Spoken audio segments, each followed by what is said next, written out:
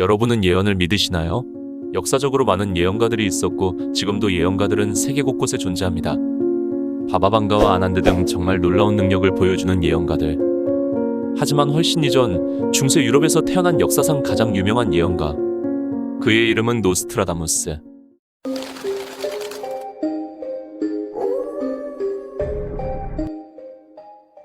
역사상 가장 유명한 예언가인 노스트라다무스의 2022년에 대한 예언. 과연 어떤 예언들이 있었을까요? 1503년 12월 14일 프랑스, 미셸 드 노트르담이라는 남자가 태어납니다. 그의 이름을 라틴식으로 발음하면 노스트라다무스가 되는 것이죠. 노스트라다무스는 예언가이기 이전에 시대를 앞선 의사였다는 사실 알고 계셨나요? 1520년 유럽에는 인류 최악의 질병, 페스트, 일명 흑사병이 퍼지기 시작합니다. 노스트라다무스는 이때 약재를 공부해 당대 최고의 명문 의대인 몽펠리에 대학교에 입학하게 됩니다. 몽펠리에 대학교는 지금도 프랑스 최고의 명문대학 중 하나로 꼽힙니다. 흑사병의 전염이 더욱 커지자 노스트라다무스는 그의 의학 지식을 살려 흑사병 치료에도 공헌하게 됩니다. 그의 의학적 천재성이 흑사병 치료에서 드러납니다.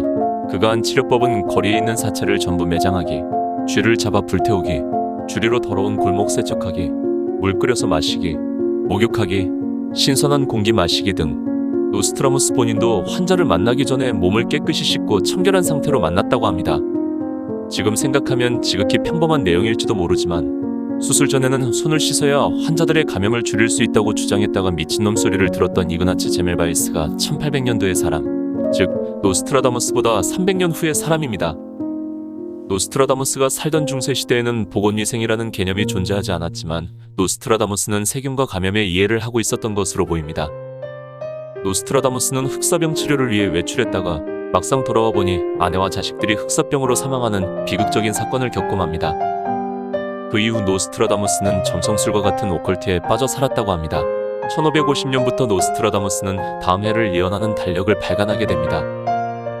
그런데 이 달력에 적힌 예언들이 적중하기 시작하고 1555년 노스트라다무스 예언집이 등장하게 되며 그의 이름은 프랑스 전역으로 퍼지게 됩니다.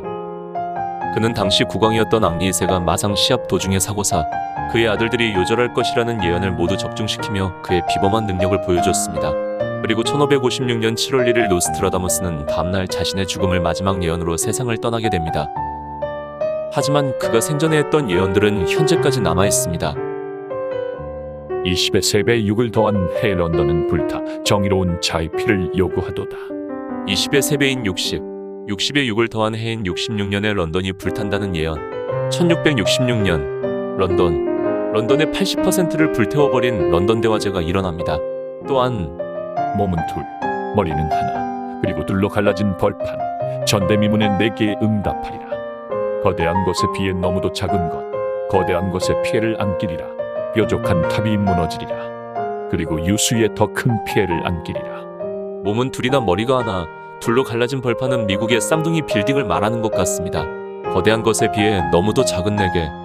이는 9.11 테러에 이용된 4개의 항공기. 즉, 이 구절은 쌍둥이 빌딩에 비해 너무도 작은 4개의 항공기가 거대한 것에 피해를 안긴다는 말로 해석됩니다. 1999 7번째 달 하늘에서 공포의 대왕이 내려올 것이다. 그 유명한 1999년 종말설으로 이 구절을 지금 믿는 사람은 없을 겁니다. 중세 유럽어 전문가의 말로는 이 구절이 사실 공포의 대왕이 아닌 어진 임금이라고 말하며 1999년 지구종말설은 애초에 없던 예언이라는 의견도 나오고 있습니다. 또 한 가지 그의 능력을 보여주는 일화가 있습니다. 노스트라다무스가 이탈리아를 여행했을 시절 그는 지나가던 펠리체 베리티라는 남자에게 교황 성악께 무릎을 꿇라이다 라며 무릎을 꿇은 일이 있었습니다. 노스트라다무스의 사후, 펠리체 베리티는 1585년 정말로 교황의 자리에 오르게 됩니다. 펠리체 베리티, 그가 바로 식스토스였던 것입니다. 이처럼 노스트라다무스는 많은 예언을 했고 높은 적중률을 보였습니다. 그런데 노스트라다무스가 2022년에 대한 예언을 했다는 것을 알고 계시나요? 첫 번째 예언. 봄에 일어나는 동쪽의 위협에 의한 침략, 파란 머리는 하얀 머리가 될 것이다. 양쪽 모두 어느 정도 피해를 입는다. 프랑스는 양쪽 모두에게 이익이 될 것이다. 여러분은 이 구절을 보고 무엇이 떠오르나요? 모두 러시아와 우크라이나가 떠오르지는 않으셨나요? 프랑스의 동쪽에 있는 두 나라, 파란 머리와 하얀 머리, 양쪽 모두 어느 정도 피해를 입는다. 마치 러시아와 우크라이나의 전쟁을 암시하는 듯한 구절이 있습니다. 두 번째 예언. 수도원장, 수도승, 초보자도 배울 수 없다. 꿀은 양초보다 훨씬 비싸다. 밀값이 너무 비싸기 때문에 그 남자는 게임에 빠진다. 남자의 동료들은 그의 절망 속에서 얼마 안 되는 음식을 먹는다. 두 번째 예언은 물가 상승과 인플레이션에 대한 예언. 전 세계적으로 코로나19의 보조금으로 인한 통화량의 증가는 인플레이션을 발생시켰습니다. 거기에다 전쟁으로 인한 공급망의 타격은 전 세계의 물가 상승과 인플레이션을 일으키고 있습니다. 노스트라다무스는 이런 일도 알고 있었던 걸까요? 세 번째 예언. 하늘에서 불을 가진 무언가가 떨어질 것. 불을 가진 무언가. 사람들은 이를 미사일이나 핵으로 추측하기도 하고 운석으로 추측하기도 합니다.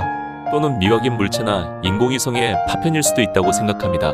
아직 이 예언은 사실 확인이 되지 않았습니다만 정말 무시무시한 예언이 아닐 수 없습니다. 세계에서 가장 유명한 예언가 노스트라다무스. 그의 예언은 500년이 지난 지금까지 이어져 영향을 주고 있습니다. 여러분은 예언을 믿으시나요?